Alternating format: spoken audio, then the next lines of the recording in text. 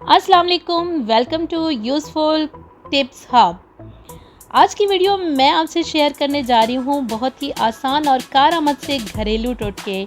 तो अपने कीमती वक्त में से टाइम निकाल कर इन टोटकों को ज़रूर पढ़िएगा, जो कि आपकी लाइफ को बनाएंगे बहुत ही ईजी। जब भी कोई चीज़ मसलन कबाब वगैरह फ्राई करें तो तेल डालने से पहले फ्राइंग पैन गरम कर लें और फिर तेल डालकर फ़ौरन ही इसमें कबाब डाल दें। इस तरह वो पैंदे से नहीं चिपकते। अगर पनीर को ज़्यादा दिनों तक महफूज रखना हो तो इसके चारों तरफ नमक लगाकर मलमल के गीले कपड़े में लपेट कर रखें और ज़रूरत के वक्त इसे धोकर इस्तेमाल कर लें। अगर बादामों वाले बर्तन में 1 चम्मच चीनी शामिल कर दें तो बादाम कई महीनों तक ताज़ा रहेंगे। सब्जियां काटते वक्त अक्सर उंगलियों पर काले दाग पड़ जाते हैं। आलू काटकर इस पर रगड़ें या सफ़ेद सिरका मलने से दाग दूर हो जाते हैं।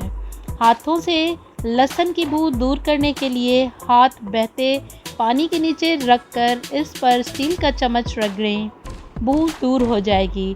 इसके बाद साबुन से अच्छी तरह हाथ धो लें। भुना हुआ गोश्त, स्टू और चटनियों का जायका मुनफरद बनाने के लिए इनमें पीनट बटर शामिल किया जा सकता है। बेकिंग के लिए डो बनाते वक्त इसमें तेल के बजाय सेब का जूस भी शामिल किया जा सकता है। अगर सफ़ेद या काले चने देर तक पकाने के बावजूद अच्छी तरह नरम नहीं होते, अगर पके हुए चनों के सालन में उबला हुआ गर्म दूध शामिल कर दिया जाए तो वो जल्द गल जाएंगे। फ्रीज़र में जमे हुए गोश्त को फौरी पिघलाने के लिए इसे ज़्यादा नमक मिले ठंडे पानी में भिगो दें। इससे गोश्त की बर्फ़ पिघलने के साथ साथ इसमें जमा हुआ खून भी साफ़ हो जाएगा और इसकी रंगत भी तब्दील नहीं होगी। कम तेल में मछली फ्राई करने का आसान तरीका ये है कि मछली को धोए बगैर इसे थोड़ी देर के लिए सिरके में भिगो कर रखें। इस तरह एक तो मछली की बू दूर हो जाएगी, दूसरा ये अच्छी तरह साफ़ भी हो जाएगी। अब मछली को धोने के बाद इसमें नमक और नींबू का रस लगाएं और तकरीबन 5 से 10 मिनट बाद तवे पर हल्का सा तेल लगाकर गरम करें और मछली के टुकड़े इस पर रखकर उनका पानी खुश्क कर लें। जब मछली का पानी खुश्क हो जाए तो इसे ठंडा करके इस पर मसाला लगाएं और 1.5 घंटे के लिए फ्रिज में रखने के बाद थोड़े तेल में फ्राई करें। इस तरीके के मुताबिक मछली कम तेल में भी अच्छी तरह पक जाती है। पुलाव या बिरयानी के लिए जब प्याज के लच्छे फ्राई करें तो इसमें थोड़ा चीनी छिड़क दें। प्याज जल्द सुनहरी हो जाएंगे। सालन अगर पतला रह जाए तो इसमें 5 ता 6 अदद काजू बादाम का पेस्ट शामिल करें। सालन गाढ़ा और खुश जायका हो जाएगा। ग्रेवी से फालतू पानी खुश्क करने के लिए चाय के 2 चम्मच खसखस तवे पर हल्का सा भून लें और अब इसका पेस्ट बनाकर सालन में शामिल करें और हल्की आंच पर पकाएं। सालन गाढ़ा हो जाएगा। पकोड़ों को नरम बनाने के लिए इसके आमेज़े में 2 चाय के चम्मच गरम तेल शामिल करें। पकोड़े नरम बनेंगे। सख्त पनीर को नरम करने के लिए कुछ देर नमक मिले गरम पानी में रख दें।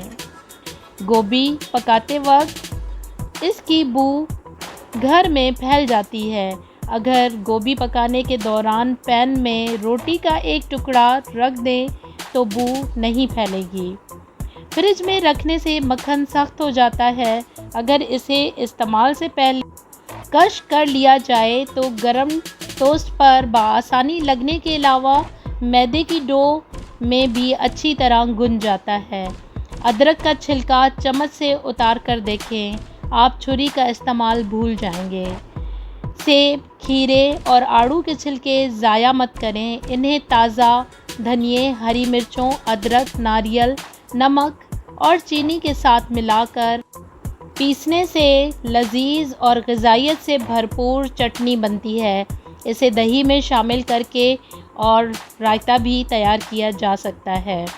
कोई भी दाल पकाते वक्त इसमें मसाले शामिल करने से पहले अगर थोड़ी सी हल्दी और घी या मक्खन का 1 चम्मच डालकर कुछ देर पका लिया जाए तो बिल्कुल मुनफरिद और जायकेदार दाल बनती है। आई होप कि मेरी आज की वीडियो आपके लिए बहुत ही यूज़फुल होगी।